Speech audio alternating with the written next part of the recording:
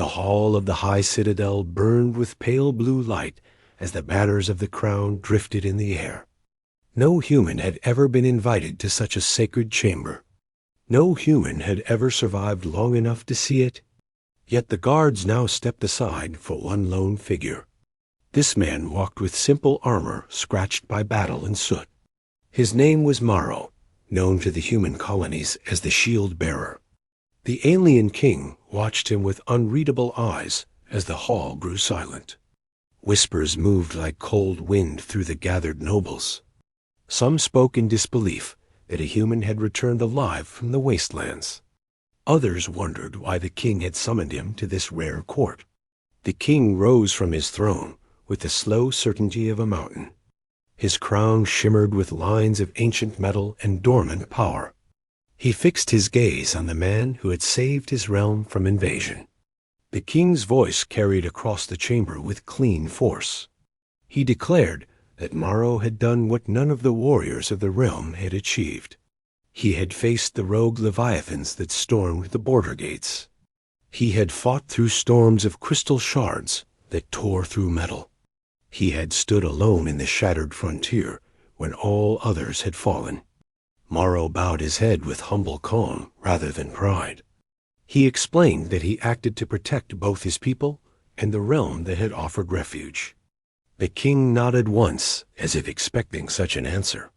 Then his next words broke the quiet like a blade striking stone. He announced that Morrow would be granted a reward that few could understand. He declared that the human hero would be granted his own daughter. Gasps rose from every corner of the hall like sparks from flame. Even Morrow looked up in sharp surprise at the unexpected decree. He had never imagined that such a bond would be placed before him. The king lifted his hand to silence the unrest of the nobles. He spoke of the ancient law that honored those who protected the royal bloodline. He explained that his daughter, named Lyra, had long defied the court with her own path. Lyra stepped forward from behind one of the stone pillars with a stride full of rebellion. Her eyes blazed with a fierce independence that challenged everyone who dared look directly. Her voice rose with bold refusal as she questioned her father in front of all. She argued that she did not wish to be given to anyone. She proclaimed that she would choose her own fate without interference. The hall trembled with tension at her daring words. The nobles whispered warnings and predictions of punishment. The king, however, did not waver in his calm. He stated that the bond was not a chain, but a joining of honor. He told Lyra that the hero she dismissed had saved her life without asking anything in return. Lyra turned her sharp gaze on Morrow and studied him with cool challenge.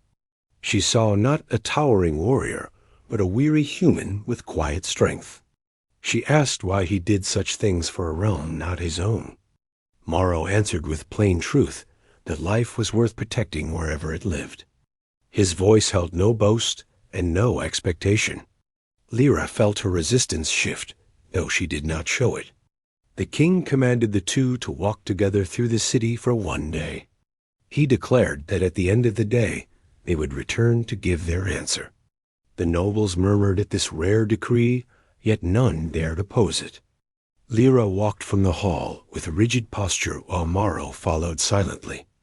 Outside the citadel, a warm breeze brushed across the glass towers of the capital.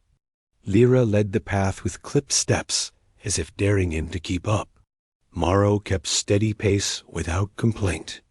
She glanced back more than once, expecting him to shake or falter. He did neither. She slowed near the upper market, where traders brought shimmering artifacts from distant moons. She asked him if all humans were as stubborn as him. Morrow replied with a slight smile that stubbornness helped his people survive. Lyra crossed her arms while studying the crowd that parted for them. She asked why humans clung so fiercely to hope in hopeless times. Morrow answered that hope was the only thing that kept them rising after each fall. Lyra considered this with a thoughtful tilt of her head. She then guided him through the Shield District, where the academy trained young fighters. Students paused to whisper at the sight of her, and the human beside her. She pointed toward the training yard where she once practiced with secret pride. She admitted that she had always wished to choose her own battles. Morrow listened without judging her desire for independence. He told her that freedom was worth fighting for even when misunderstood. Lyra felt the first cracks in her resistance as she walked beside him. Still, she hid her softening thoughts behind measured words. They traveled next to the lower gardens, where glowing flowers opened as night approached. The colors painted patterns across Lyra's armor and Morrow's worn plates. She asked what he saw in these lands that made him stay after the battle. Morrow looked at the glowing petals dancing in the air. He said he saw life shaped by hands that valued beauty as much as strength. Lyra found herself watching him with new warmth she did not expect. She felt her earlier pride shift into a quiet curiosity. Yet she kept her tone sharp when she asked if he felt burdened by the king's order. Morrow replied that he did not wish to bind anyone against their will. He said that choice mattered more than any decree. Lyra stopped walking as the meaning of his words settled in her chest. She had expected him to accept the bond without question. She had expected him to use the honor to rise in court. Instead, he offered her the freedom she had fought for with fierce spirit. She found herself unable to speak as the glow of the garden framed them. When she regained her voice, she asked how he had survived the Leviathans. Morrow explained the long struggle through toxic storms and shattered fields. He told her how he fought not with glory in mind, but with the will to protect those behind him. Lyra listened with rising admiration that she tried to hide. The night grew deeper as the two walked toward the ridge that overlooked the city. From the high point, the towers rose like silent guardians of light. Lyra stood beside him in calm quiet that no longer felt tense. She whispered that she understood now why her father chose him. Morrow closed his eyes for a moment in humble acceptance. Lyra asked he would allow her to decide the path of their bond. Morrow answered that the choice was hers alone.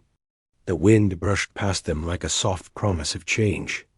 They returned to the citadel with steady steps and clearer hearts. The nobles waited with expectant eyes and silent judgment. The king watched his daughter with a gaze both heavy and hopeful. Lyra stepped forward before all and declared her decision. She said she would honor the bond, not because she was ordered, but because she chose to. Gasps echoed again, but this time with wonder instead of shock. The king nodded with great pride as the hall brightened with rising energy. He told Morrow that the realm welcomed him not as an outsider, but as honored kin. Morrow bowed with gratitude that came from deep within. Lyra stood at his side with quiet strength that surprised even herself. Later that night, the two walked through the citadel gardens once more. Lyra admitted with a soft breath that she had feared losing her freedom. Morrow told her that freedom shared was stronger than freedom held alone. She felt a strange warmth rise at his words. She asked if he worried about facing the realm's many dangers now as part of the royal line. Morrow answered that dangers were easier to face when not faced alone. Lyra smiled for the first time that day, and the soft glow of the garden lights reflected in her eyes. The days that followed brought new tension and new unity. Some nobles questioned the presence of a human in the royal halls. Others watched with growing respect as Morrow trained beside the guards and warriors. Lyra often joined him with the same rebellious spark that had once defied the court. Together, they shaped a bond founded not on command, but on choice. Together, they learned to see strength through each other's eyes. When the next threat rose from the dark reaches beyond the border, the realm called upon both of them. The king entrusted them with the command of the defense lines. Lyra stood beside Morrow with renewed pride and fierce resolve. Morrow lifted his shield as the horizon filled with signs of coming battle. The two shared a glance of understanding forged from their journey. They stepped forward as one force ready to face whatever storm awaited. The realm spoke of their unity as a legend in the making. The king watched them with silent hope for peace. The people believed their bond would guide the future of both species. In time, the realm learned that the human hero and the rebellious daughter were stronger together than either had stood alone.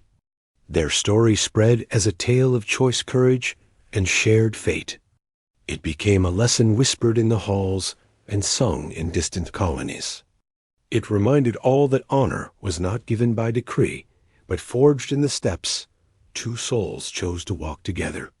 And thus began the legacy born from a human's quiet strength and a daughter's fierce spirit.